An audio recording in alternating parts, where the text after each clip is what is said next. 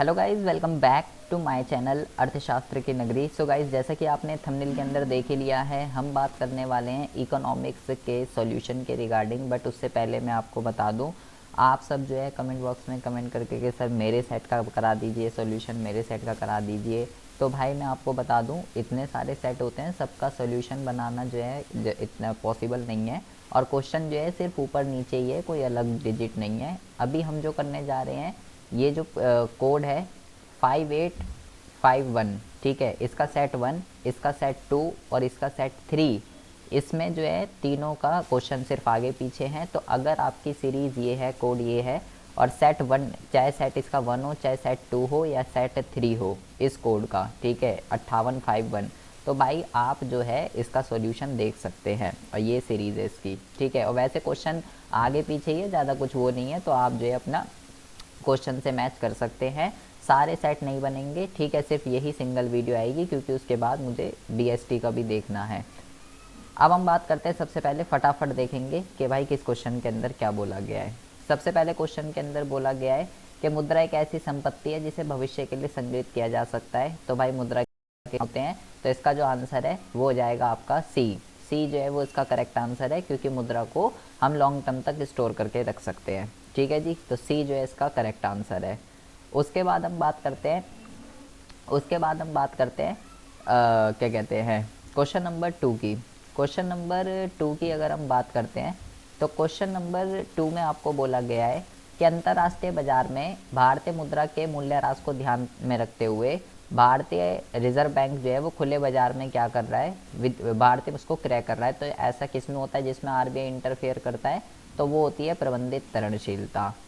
Question number 3 की अगर हम बात करें, तो कहता है किसी भी अर्थव्यवस्था में उपभोग और व्यय समग्र मांग के दो घटक होते हैं। ये ट्रू दे रखा है। समग्र मांग जो है वो मूल बिंदु से स्टार्ट नहीं होता, ये स्टेटमेंट गलत है। तो इसका जो आंसर है आपका तीसरे का, वो है आपका ए, ठीक है जी।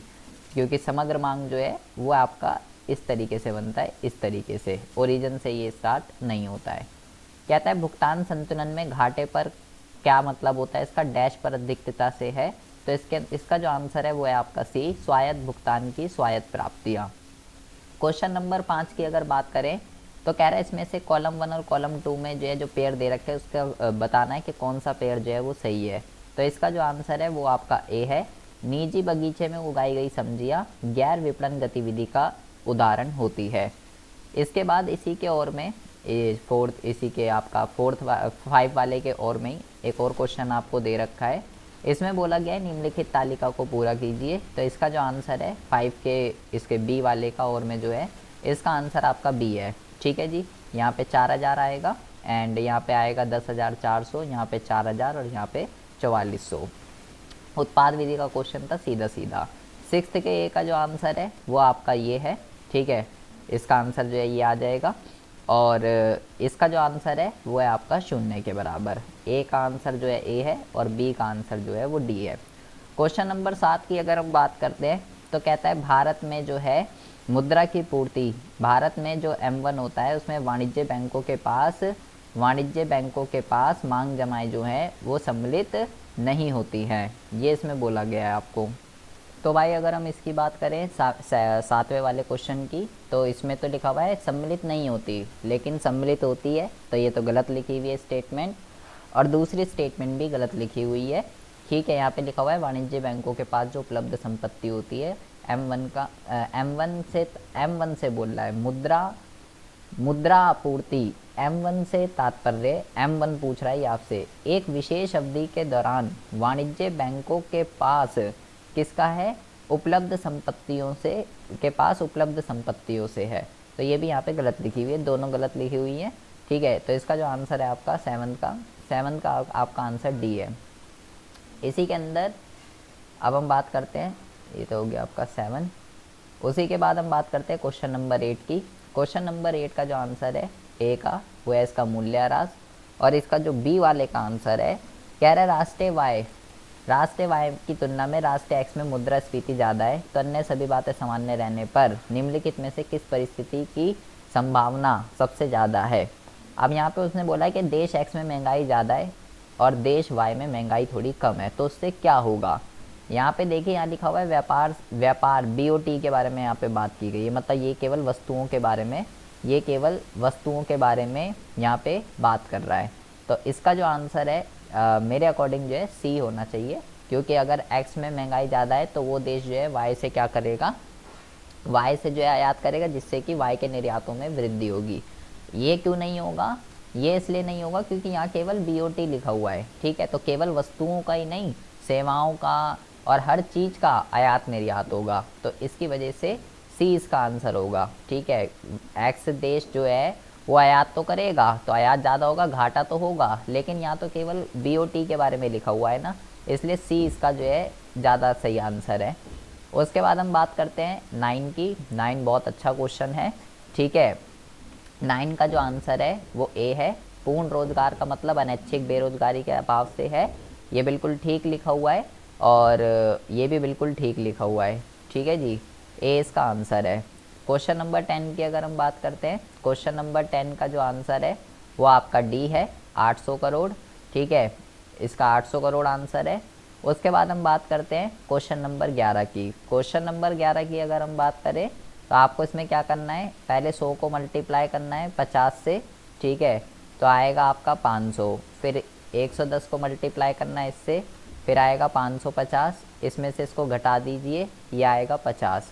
अब आपको क्या करना है, 50 डिवाइडेड बाय, उसने बोला है 2018 को बेस मान ले भाई, तो 2018 में क्वांटिटी कितनी थी, 1000, और ये प्रतिशत निकालने के लिए 100, तो 100 से 100 कट गया, तो 50% जो है इसका आंसर आएगा। ये मैंने क्या करा है, ये मैंने पी इंटू क्यू करा है, पी इंटू क्यू, जैसे 50 100 इसको इससे गुणा कर दिया, इसको इससे गुणा कर दिया, तो ये आ गया, फिर डिफरेंस निकाला 50, ये आ गया डेल्टा क्यू, और नीचे 100 क्यू लिया है क्योंकि प्रतिशत निकालना है, तो फॉर्मूला लगेगा डेल्टा क्यू अपॉन में क्यू इंटू में 100, ठीक है जी। ऐसा बुक में क्वेश्चन था, ऐसा बिल्कुल सेम। उसके बाद हम बात करते हैं क्वेश्चन नंबर 12 की। कह रहा है द्वारा उल्लेख कीजिए कि कौन सा कथन सत्य है और कौन सा कथन असत्य है। विदेशों में निवेश से प्राप्त लाभांश पूंजी खाते के क्रेडिट पक्ष में दर्ज होगा, तो ये जो है फॉल्स स्टेटमेंट है। और भारतीय मुद्रा के मूल्यह्रास से निर्यातों को प्रोत्साहन मिलेगा, ये जो है ट्रू स्टेटमेंट है। स्वप्रेरित और समायोजक, सीधा सीधा क्वेश्चन है। स्वप्रेरित मदें करंट अकाउंट या कैपिटल अकाउंट से डील करती है, बीओपी में घाटा उत्पन्न करती है, और समायोजक बीओपी को बैलेंस करते हैं। इसका उद्देश्य लाभ कमाना होता है और ये बीओपी को संतुलित करना। उसके बाद भाई कह रहा है यदि बचत जो है निवेश से अधिक है तो क्या होगा, इसका आय पे, उत्पादन पे, रोजगार, इन तीनों पे प्रभाव बताना है। तो तीनों की तीनों चीज़ें जो है वो कम होगी, आय भी कम होगी, उत्पादन भी कम होगा और रोजगार भी कम होगा। उसके बाद हम बात करते हैं क्वेश्चन नंबर 14 की। तो क्वेश्चन नंबर 14 में बोला गया है कि भाई रेपो दर जो है वो आरबीआई ने बढ़ा दी है। तो मैंने आपको कल बताया था फिक्स क्वेश्चन, रेपो रेट अगर बढ़ गई है तो इसके कारण की और परिणामों की पहचान कीजिए कि इससे क्या क्या होगा। तो अगर रेपो रेट अगर बढ़ रही है तो भाई क्यों बढ़ाई सरकार ने रेपो रेट, क्योंकि अधिमांग की स्थिति होगी इस वजह से।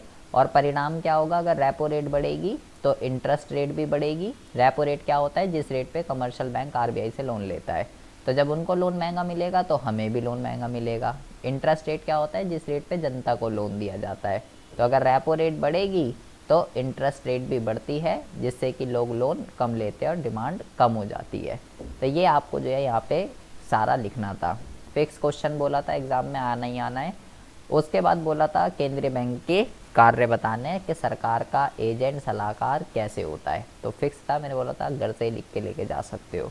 फिर एक और क्वेश्चन आ गया कि रिवर्स रेपो रेट क्या होती है, और हमें ये बताना है कि ये कैसे जो है कमर्शियल बैंक द्वारा साख सर्जन को नियंत्रित करती है। बोला था फिक्स क्वेश्चन है, आएगा ही आएगा, लेकिन वो न्यूमेरिकल नहीं आया। पहले बोल रहा है कि रिवर्स रेपो रेट किस तरीके से इसको इफेक्ट करेगी। तो रिवर्स रेपो रेट क्या होती है, कल मैंने एक फिक्स क्वेश्चन बताया था जिसमें टाइटल भी ये था 100% फिक्स। तो उसके दो क्वेश्चन हैं, ये रहा और ये रहा। उसमें मैंने repo rate, reverse repo rate, और एक वो ऊपर वाला भी है सिक्योरिटीज़ को सेल करने वाला, तीन क्वेश्चन है उसमें से, फिक्स वाले में से।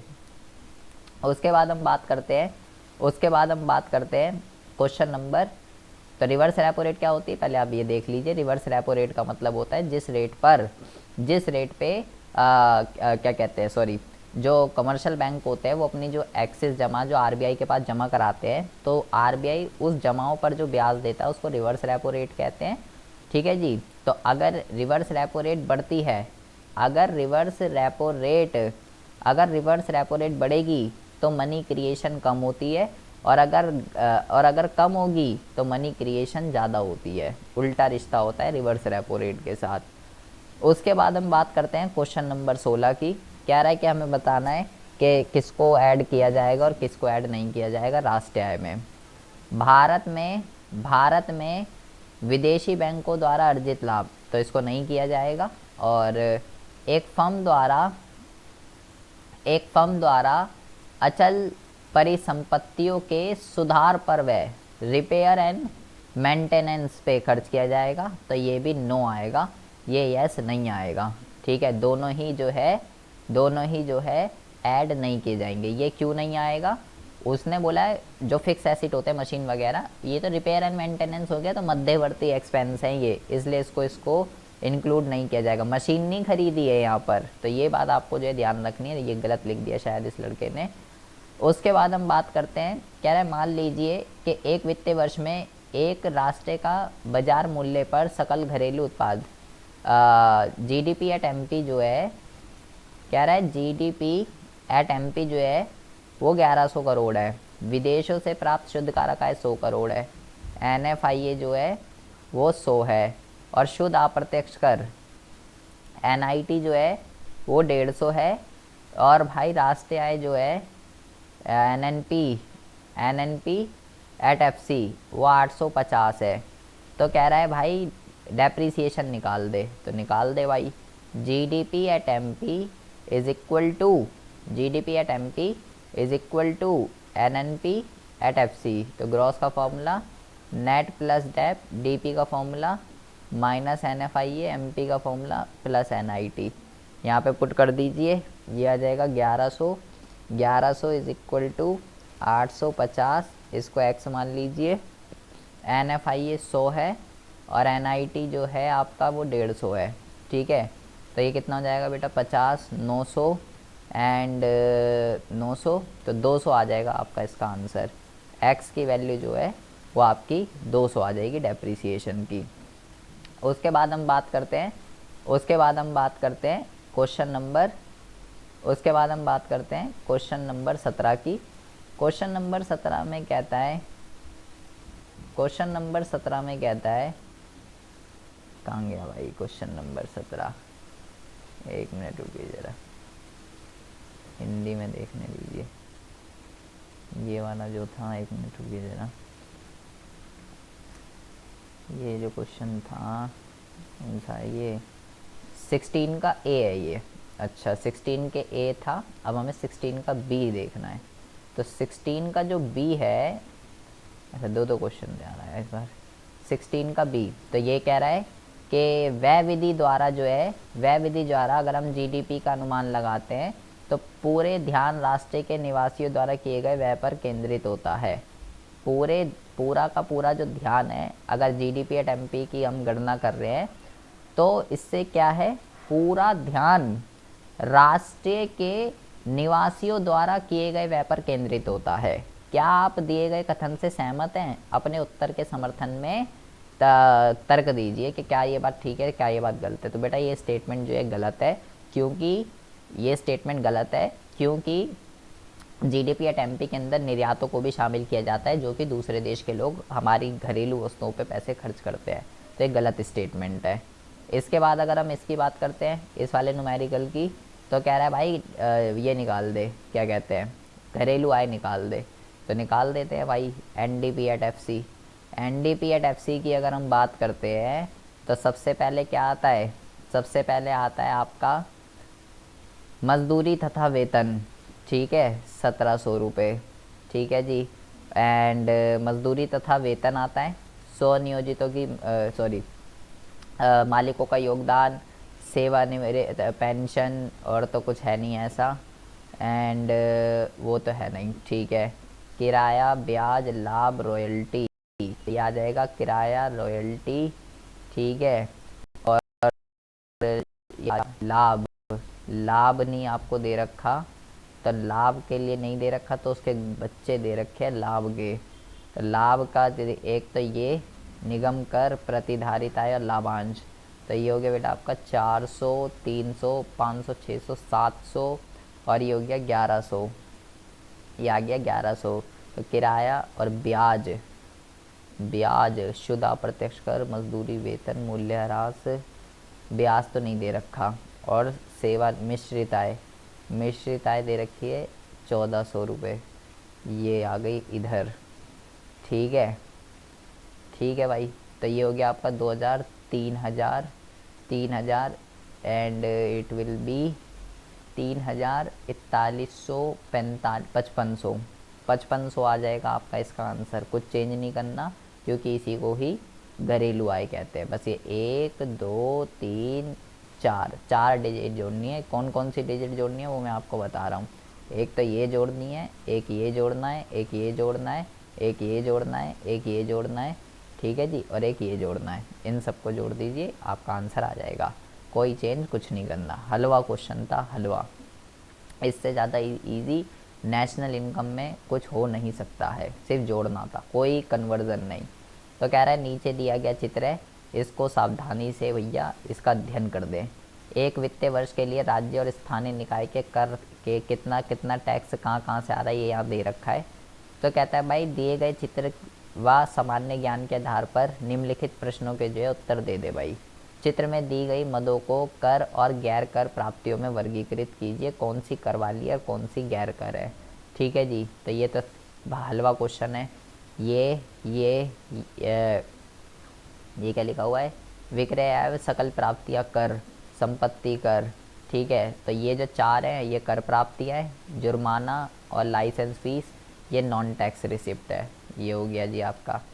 उसके बी पार्ट में कह रहा है सरकार ने निर्धनों को शिक्षा और स्वास्थ्य जैसी निःशुल्क सुविधाएं प्रदान करने पे अधिक व्यय जो है प्रारंभ कर दिया है।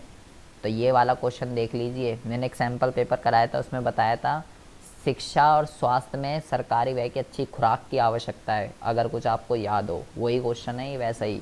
तो हमें बताना है सरकार गरीबों के लिए free education, free health facility दे रही है। तो उपरोक्त कथन के आलोक में व्याख्या कीजिए। आय के असमानता सरकारी बजट का उद्देश्य है। ये आय की असमानता, गरीबों को सब्सिडी देती है, अमीरों पे टैक्स लगाती है।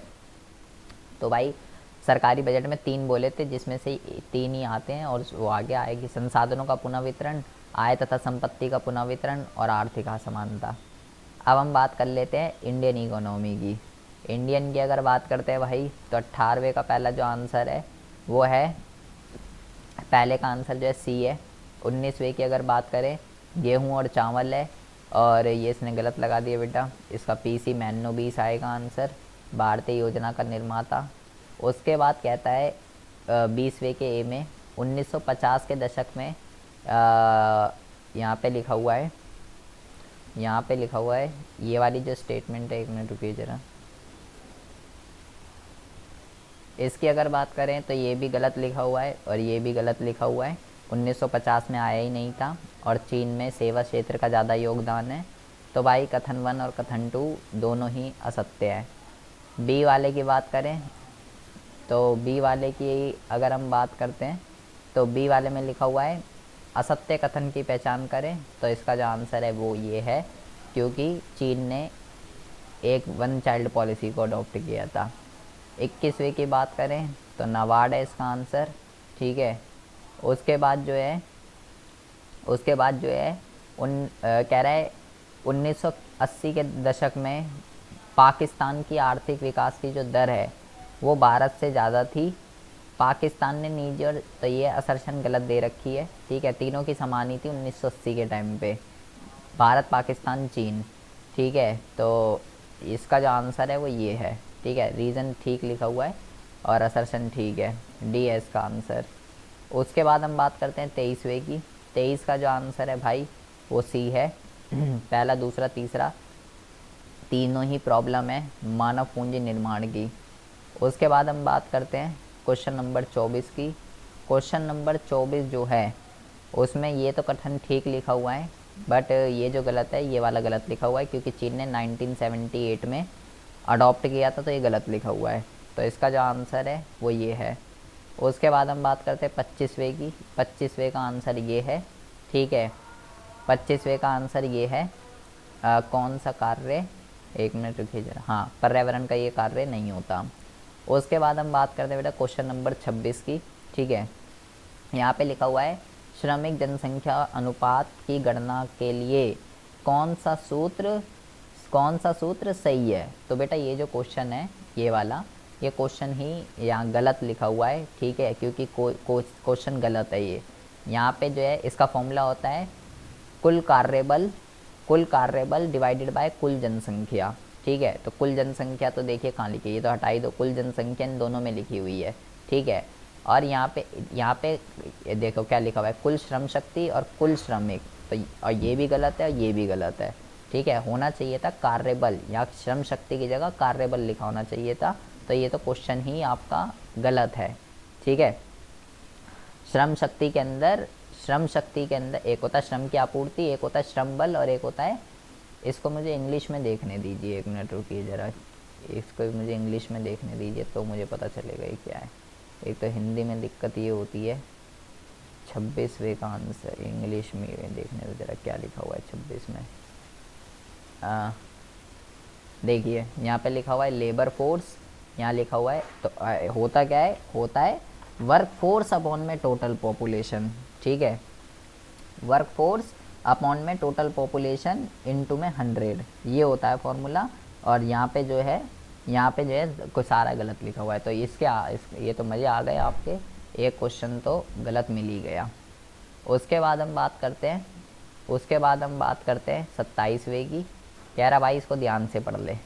तो ये जो लिखा हुआ है गलत लिखा हुआ है, 53 में आई थी, और ये भी जो है गलत लिखी हुई है। तो इसका जो आंसर है वो डी है 27वें का। उसके बाद हम बात करते हैं क्वेश्चन नंबर 28 की। क्वेश्चन नंबर 28 में ये जो आपसे पूछा गया है, ये आपका ग्लोबल वार्मिंग का वो है, ठीक है। ग्लोबल वार्मिंग के ऊपर जो है आपको लिख कर आना था। उसके बाद कहता है 29वें में, भारतीय ग्रामीण क्षेत्रों में एक परिवार के अधिक व्यक्ति कार्य करते हैं, फिर भी परिवार की कुल आय कम होती है। क्या ये बात ठीक है? दिए गए कथन में संदर्भित बेरोजगारी की पहचान कीजिए और इससे संबंधित विरोधाभास की व्याख्या करें, ठीक है बेटा। ये यहाँ पे जो है छिपी हुई बेरोजगारी की बात चल रही है, ठीक है, क्योंकि जितने लोग की ज़रूरत होती है उससे ज़्यादा लोग जो है यहाँ पे काम करते हैं, ठीक है। ये बहुत इम्पोर्टेंट है, ये अच्छा क्वेश्चन था, ये सबसे बढ़िया क्वेश्चन है ये। यहाँ जो है कह रहा है ग्रामीण क्षेत्रों में एक परिवार में अधिक व्यक्ति काम करते हैं, फिर भी उनकी आय जो है कम होती है। तो यहाँ पे इस स्टेटमेंट में कौन सी बेरोजगारी की बात की गई है और इससे संबंधित विरोधाभास की व्याख्या कीजिए। तो यहाँ छिपी हुई बेरोजगारी के बारे में फ़िलहाल यहाँ पे बात की गई है।